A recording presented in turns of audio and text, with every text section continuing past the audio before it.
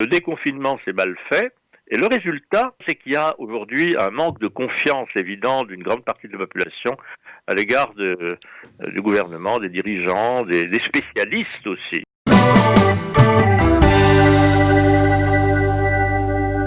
Nous sommes en ligne avec le journaliste israélien Emmanuel Alpérine. Emmanuel Alpérine, bonjour. Oui, bonjour. Merci d'être avec nous. Question très simple pour commencer, puisque c'est un petit peu l'actu chaude. Que pensez-vous de cette allocution hier de Benyamin Netanyahou qui annonce, donc pour relancer l'économie, il a vivement incité, rappelé, il a demandé aux Israéliens de consommer, de dépenser leur argent. Que pensez-vous de ces annonces hier de Benyamin Netanyahou, alors qu'on le disait dans ce journal, l'hypothèse d'un confinement général se précise un peu plus d'heure en heure? Écoutez, ce que j'en pense personnellement n'est pas très intéressant, mais ce qu'en pense une grande partie de l'opinion publique est beaucoup plus important. Ce qui se passe, c'est que beaucoup d'Israéliens considèrent, et ils ne sont pas isolés, par exemple, les hauts fonctionnaires du ministère des Finances sont d'accord avec eux, qu'il s'agit de l'argent jeté par les fenêtres. Ça représente à peu près 6 milliards de shekels, donc à peu près 1,5 milliard d'euros. Pourquoi faire? Est-ce que ça peut vraiment relancer l'économie, comme l'a dit M. Netanyahou hier soir? On en doute. On pense, par exemple, le journal Haaretz le dit carrément ce matin, qu'il s'agit de calmer les esprits et de réduire la contestation, de mettre fin aux manifestations parfois violentes de ces derniers jours contre le gouvernement et en particulier contre M. Netanyahou.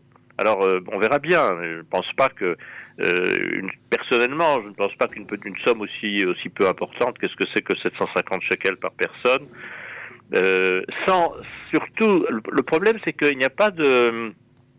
c'est universel, vous comprenez, tout le monde reçoit cet argent, ceux qui en ont besoin et ceux qui n'en ont pas besoin. Il y a beaucoup de gens qui n'en ont pas besoin. Par exemple, les retraités reçoivent leur retraite, les gens qui travaillent continuent de travailler. C'est vrai qu'il y a 21% de chômeurs en Israël en ce moment, mais pourquoi ne pas aider en priorité les chômeurs? Pourquoi distribuer de l'argent à tout le monde? Donc, c'est une décision qui, pour le moins, ne fait pas l'unanimité. Est-ce que c'est une manière aussi, peut-être Emmanuel Alpérine, de ne pas, en annonçant ce genre de choses aussi, de préparer l'opinion à un confinement, alors qu'on sait que en Israël, comme dans certains pays, l'idée de confiner intégralement la population a été quelque chose qui n'a pas été simple évidemment à évoquer, à mettre en place. Est-ce que c'est une manière aussi d'anticiper le choc à tout point de vue que pourrait être justement ce confinement et qui semble quand même se préciser? On a l'impression, ces dernières heures, on sent quand même que le terrain est préparé à un confinement. Oui, M. Netanyahou, après la publication des chiffres que vous avez donnés, a réuni là tout à l'heure un nouveau conseil des ministres pour prendre des décisions peut-être importantes. Ça fait déjà un certain temps, ça fait déjà plusieurs jours que l'on nous menace, mais des guillemets bien sûr, d'un nouveau confinement, alors ou bien total ou bien au moins partiel. Par exemple, il y a une idée qui a été évoquée il y a quelques jours et qui semble plaire à beaucoup de ministres, c'est celle d'un couvre-feu. C'est-à-dire un confinement à partir d'une certaine heure le soir, pour éviter bien sûr les rassemblements, les boîtes de nuit, les restaurants en soirée, là où il y a évidemment plus de chances d'attraper le virus. Alors un confinement qui aurait lieu donc après 20 heures, disons, ou peut-être en plus en fin de semaine, pendant le week-end. Alors c'est une des possibilités qui est envisagée. Mais ça fait déjà, donc je disais quelques jours qu'on me dit, oui, à partir de 2000 cas par jour, 2000 nouveaux cas par jour, il faudra y penser et peut-être le faire. Vous les avez dit tout à l'heure, on est aujourd'hui à 1758 cas pour les 24 heures écoulées, donc on est très près de la limite qui a été fixée. Et on va certainement y arriver. Ça ne fait pratiquement pas de doute.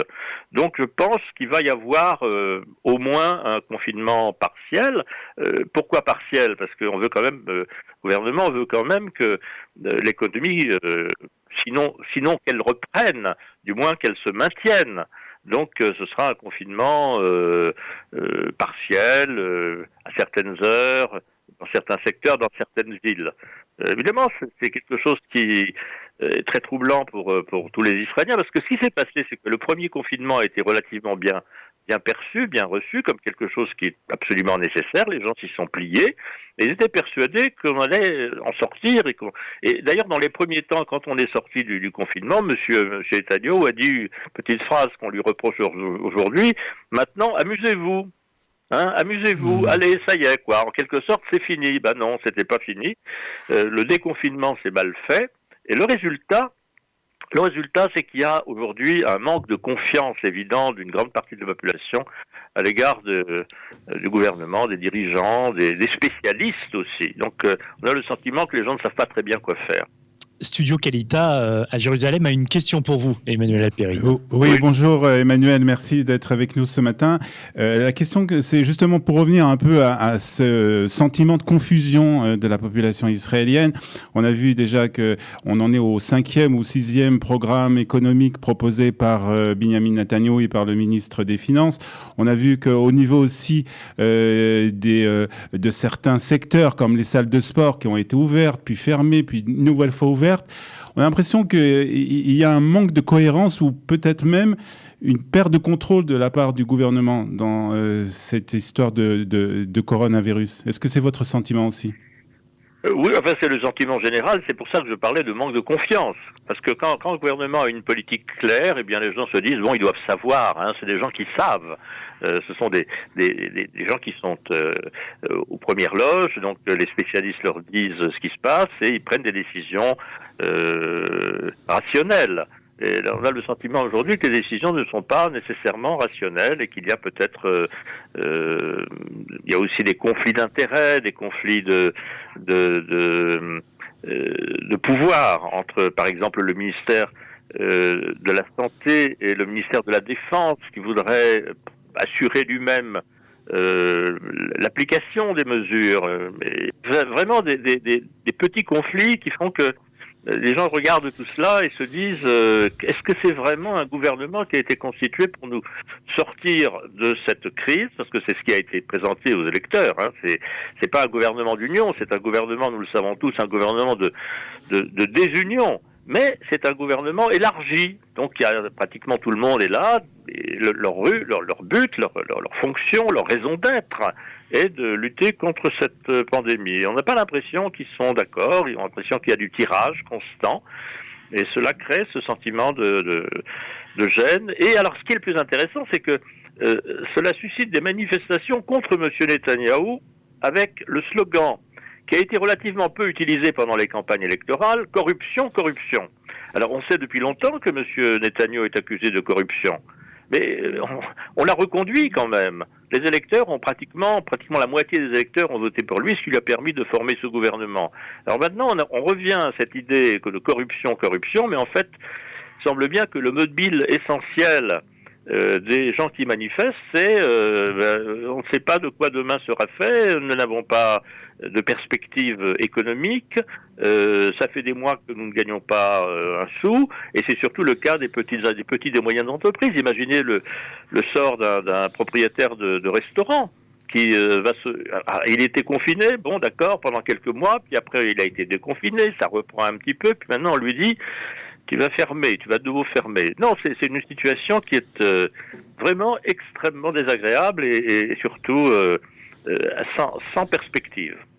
Emmanuel Alpérine, j'ai une dernière question très rapidement parce qu'on a assez peu de temps, mais est-ce que cela peut fragiliser finalement aussi Benjamin Netanyahou? Parce que c'est vrai, vous l'avez dit, il a été réélu, mais d'ailleurs, est-ce qu'il n'est pas repassé aussi parce qu'on était déjà dans ce contexte de crise et que peut-être beaucoup d'Israéliens se sont dit, faute de mieux, on va peut-être finalement, en quelque sorte, garder le Premier ministre qui est là depuis plusieurs années parce qu'il a l'expérience pour gérer une crise comme celle-ci qui arrive. C'est peut-être le sentiment qui a prévalu. Mais est-ce que cela peut le fragiliser? Est-ce que du coup, voilà, en plus on sait que les affaires judiciaires ne sont pas terminées, donc quelles peuvent être quand même les conséquences d'un point de vue politique pour Benjamin Netanyahou qui, au terme quand même de plusieurs élections en un an, est redevenu, poursuit son mandat de Premier ministre? Oui, il est certainement fragilisé, vous le dites très justement, et le problème, la réalité, c'est que personne ne veut de nouvelles élections, c'est pas le moment d'avoir de nouvelles élections. Donc, qu'est-ce que ça veut dire un Premier ministre fragilisé? Est-ce que ça veut dire qu'il va démissionner à cause de ce manque de confiance, des manifestations? Est-ce que c'est la rue qui va le... Non. il restera au pouvoir. Le problème, c'est que la réalité, c'est que si on constate, si on consulte les sondages d'opinion, la droite aujourd'hui, avec le Likoud et les partis satellites du Likoud, obtient une majorité, un peu plus qu'aux dernières élections. Donc c'est une situation curieuse, c'est-à-dire que pour l'instant la plupart des Israéliens considèrent que il n'y a pas d'alternative, c'est le gouvernement et on peut pas en avoir un autre. Mais je répète, je crois que le mot fondamental c'est manque de confiance, le terme fondamental. C'est-à-dire il a perdu une partie, non pas de son électorat, mais de la confiance d'une partie de son électorat. C'est mauvais pour lui, c'est mauvais surtout pour le sentiment des électeurs, des Israéliens. Est-ce qu'on a un gouvernement qui est capable ou est-ce que c'est un ramassis de genre de bonne volonté certainement, mais pas tout à fait capable? Merci beaucoup Emmanuel Alpérine d'avoir été en ligne avec nous et en duplex avec Studio Kalita. Merci beaucoup.